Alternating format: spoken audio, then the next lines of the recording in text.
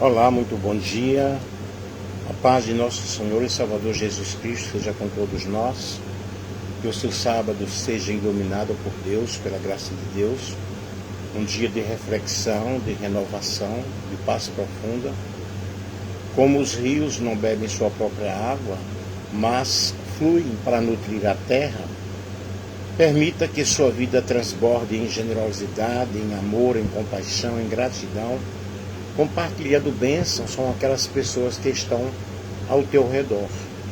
E Tessalonicenses, capítulo 5, versículo 18, diz: em tudo dai graças, porque esta é a vontade de Deus em Cristo Jesus para conosco. Que você tenha uma manhã de sábado maravilhosa, cheia de esperança, louvando ao Criador, louvando ao nosso Deus maravilhoso. E nós sabemos que todas as coisas contribuem para o bem daqueles que amam a Deus. E nós devemos agradecer a cada manhã. Eu louvo a Deus, eu dormi bem, me acordei durante a noite, porém, graças a Deus, lutei e consegui dormir. E em tudo dai graças, que na realidade esta é a vontade de Deus. O apóstolo Paulo, ele nos enfatiza a gratidão constante, cada dia, cada momento, independentemente das circunstâncias, como expressão de fé e obediência ao plano divino. E Paulo, na realidade, ele escreve em meio a uma situação difícil, em meio a instruções rápidas sobre a igreja cristã. 1 Tessalonicenses, capítulo 5, versículo 16 ao 22, contrastando com murmurações do povo de Israel no deserto, que ignoravam provisões divinas apesar das adversidades. E a gratidão, ela surge justamente da salvação em Cristo, superando qualquer dificuldade, superando qualquer conjuntura temporal, e promove contentamento, como Paulo exemplifica em Filipenses capítulo 4, versículo 12 ao versículo 13. E nós precisamos reconhecer que nós devemos dar graças a Deus em todas as situações, não por elas, mas focando na soberania de Deus, que coopera para conosco. Todas as coisas contribuem para o bem daqueles que amam a Deus, daqueles que são chamados pelo seu propósito. Romanos capítulo 8 e o versículo 28. Fuja da ingratidão cíclica e louve continuamente, transformando perspectivas e fortalecendo a fé, como contentamento em Paulo, apesar de fome ou abundância. Isto é, nós passamos por lutas, passamos por provações, são tantas dificuldades que nós enfrentamos nesta vida, mas nós devemos praticar a gratidão, praticar com oração e louvor diários, louvando, honrando a Deus, servindo a Deus, honrando a vontade de Deus em nossas vidas. E nós sabemos que estamos neste mundo e enfrentamos dificuldades, mas essa expressão em tudo dai graças, em 1 Tessalonicenses 5,18, parte de uma carta escrita pelo apóstolo Paulo por volta do ano 50 a 51 DC, aos cristãos da igreja em Tessalônica, uma cidade portuária da Macedônia, atual Grécia, fundada por Alexandre o Grande. Fundou essa comunidade durante a sua segunda viagem missionária, Atos capítulo 17, versículos 1 ao 9, enfrentando a perseguição dos judeus, dos gentios, que forçou a sua saída rápida, deixando novos convertidos em meio a uma hostilidade social e econômica muito forte. E a igreja estava passando por uma circunstância muito difícil. Os tessalonicenses, eles lidavam com tribulações intensas, incluindo perda de empregos por causa da fé, falsos ensinos sobre a volta de Jesus e luto por membros falecidos. E Paulo escreve de Corinto para encorajá-los, inserindo a exortação em uma sequência prática, 1 Tessalonicenses 5, capítulo 5, versículo 16 ao 22. Regozijai-vos sempre no Senhor, orai sem cessar, e em tudo dai graças. Isso contrasta com a ingratidão de Israel no deserto, promovendo a gratidão como reconhecimento da salvação em Cristo acima das circunstâncias, acima das adversidades. Aí nós temos aí uma linguagem, influência cultural. No grego original, eucharisteu é dar graças, deriva do eu, bem, e charis, graça, enfatizando agradecer pela graça divina em toda a conjuntura, em todos os momentos, em todas as situações, em todas as dificuldades. E na igreja primitiva, a gratidão era a marca distintiva dos cristãos. Atos capítulo 2, versículos 46 ao 47. Diferenciando cristãos de uma sociedade romana pagã, marcada por murmurações e fatalismos, fomentando resiliência espiritual. E nós observamos aí Paulo justamente mostrando que os cristãos deveriam louvar a Deus. E a igreja em Tessalônica, ela surgiu justamente nesse período, por volta do ano 50 a 61 depois de Cristo, durante a segunda viagem missionária de Paulo, Silas e Timóteo. Atos capítulo 17, versículo 1 ao versículo 10. Essa cidade em uma cidade portuária próspera da Macedônia Romana, tinha cerca de 200 mil habitantes, forte comunidade judaica, sinagoga proeminente, cultos pagãos intensos a deuses como Zeus, Artemis e ao imperador romano. Aí nós temos aí perseguições e oposição inicial, e Paulo pregou por 3 sábados na sinagoga, convertendo judeus e gregos devotos e mulheres nobres, mas judeus invejosos, e incitaram uma multidão pagã a atacar a casa de Jason, que era o líder cristão, acusando os convertidos de traição a César, por proclamarem Jesus como rei. Atos capítulo 17, versículos 5 ao 9.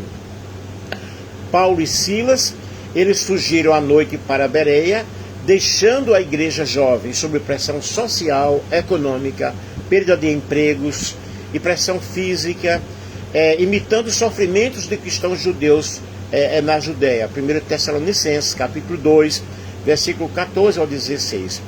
E aí nós vemos que a vida da igreja estava uma vida muito atribulada. Apesar da curta permanência do apóstolo Paulo, cerca de um mês, a igreja cresceu rapidamente. Entre gentios de cultura grega, de cultura pagã, enfrentando hostilidade contínua e falsos ensinos sobre a volta de Jesus e lutos por falecidos. E Paulo de Corinto enviou Timóteo para encorajá-los e escreveu Tessalonicenses, elogiando a fé operosa, o amor fraterno, a esperança, a fé perseverante, tornando-a modelo para outras igrejas da Macedônia e Acaia. Atos capítulo 1, versículo 7 ao versículo 8. Então vocês observem como eles estavam enfrentando tantas perseguições, tantas dificuldades, mas nós observamos o que essas cartas de Paulo, que refletem os conflitos locais em Tessalônica. Bom dia para todos vocês que aí estão, ok? Especialmente escrita em Corinto, no ano 50 ao 51 depois de Cristo, refletem diretamente esses conflitos que estavam acontecendo em Tessalônica, como as perseguições de judeus e pagãos e o que eles estavam enfrentando. Portanto, eles estavam enfrentando uma perseguição, um sofrimento social muito grande. E em 1 Tessalonicenses, capítulo 2, 14 ao 16, Paulo compara o sofrimento dos tessalonicenses a dos cristãos judeus na Judéia, acusando os judeus locais de matarem Jesus e perseguirem pregadores, ecoando o tumulto de Atos, capítulo 17, versículo 5 ao versículo 9, onde a multidão atacou a casa de Jasón, como eu já falei aí. Mas Paulo elogia a fé deles. Eles tinham uma fé resiliente diante do conflito, diante da dificuldade. E Paulo elogia sua fé em meio à grande tribulação. 1 Tessalonicenses, capítulo 1, versículo 6 ao 7. Tornando-os modelo para Macedônia e Acaia, incentivando a que eles perseverassem firmes no Senhor contra essa oposição externa e as heresias internas que estavam ali acontecendo, fortalecendo assim a unidade fraterna, apesar da ausência física do apóstolo Paulo. E nós vemos o seguinte, essa alegria em meio às lutas, alegria em meio às dificuldades. Nós podemos perceber o quanto Deus nos ama, o quanto Deus cuida de cada um de nós. E nós enfrentamos as dificuldades a cada momento, a cada instante. A alegria em meio às lutas é um tema justamente central. Em 1 Tessalonicenses 5,16, regozijai-vos sempre. Inserido no trio, regozijai-vos sempre, orai sem cessar, e em tudo dai graças. Então vejam bem, o regozijo, dar graças em tudo, e não abandonar a oração.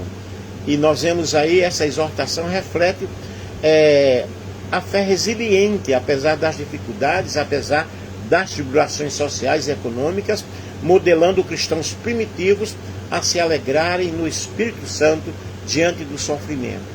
Tiago, capítulo 1, versículo 2 ao 4, reforça: tende por supremo gozo o passardes por várias provações, pois estas produzem perseverança e maturidade espiritual. E Paulo exemplifica em Filipenses, capítulo 4, versículo 4, regozijai-vos sempre no Senhor.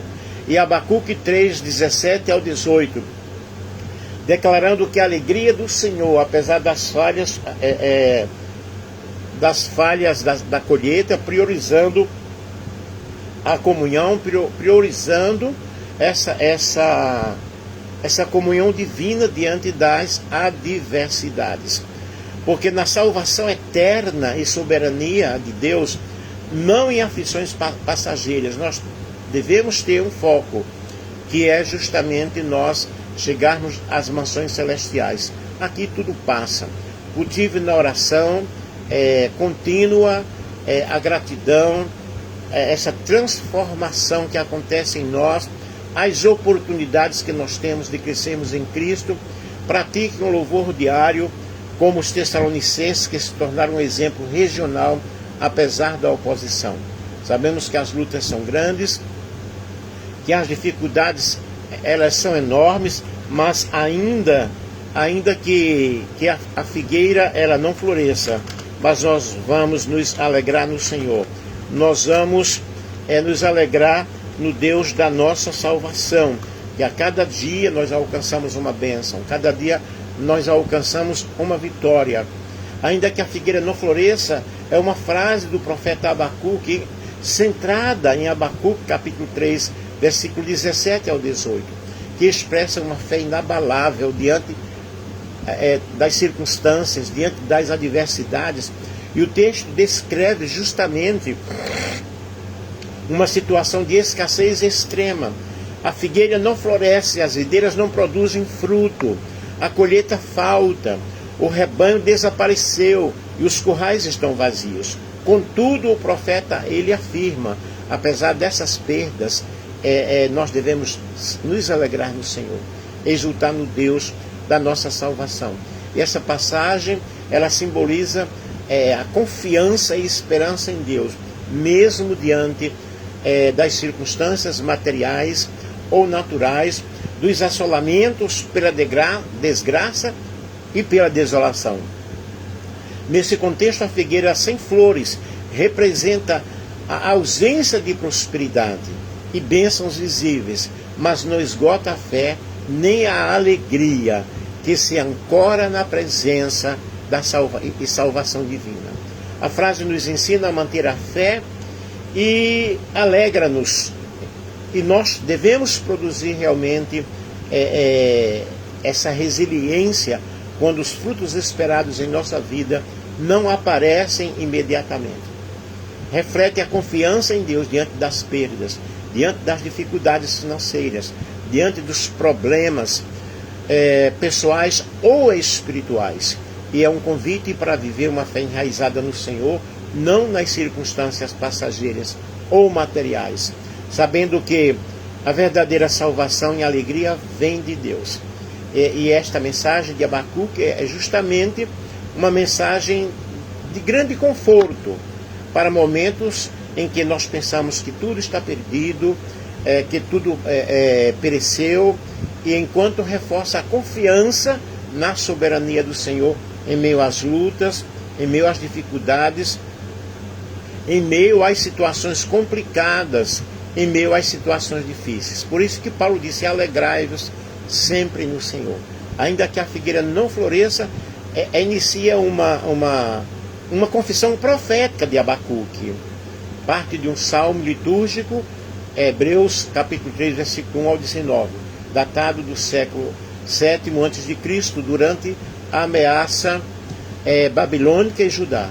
E no hebraico masorético emprega-se o particípio que não florescerá, não brotará, e do verbo que denota florescimento vegetal ou proliferação, simbolizando falha na estação da primavera, essencial para a alimentação da economia judaica na época, evocando o juízo divino, como em Jeremias capítulo 8, versículo 13, e Oséias capítulo 9 e o versículo 10. E nesse contexto literário e exegético, Abacuque 3, ele forma o clímax do livro, após queixas proféticas, capítulo 12, capítulo 1 ao 2, sobre injustiça e invasão da Caldeia. O profeta ora por misericórdia, recordando as teofanias do Êxodo, versículo 3 ao 15, e culminando dos versículos 17 ao 19, como protase hipotética de catástrofe agrícola total, que é uma figura, uma figueira estéril, é uma vida infrutífera, oliveira falha, campos áridos e rebanhos dizimados. Aí nós vemos a apódose do versículo 18, que contrasta com a exultação, enfatizando uma fé teocêntrica, uma fé em Deus, sobre prosperidade material, quando temas de confiança em meio ao caos, como em Jó capítulo 1, versículo 21 e Salmo 73.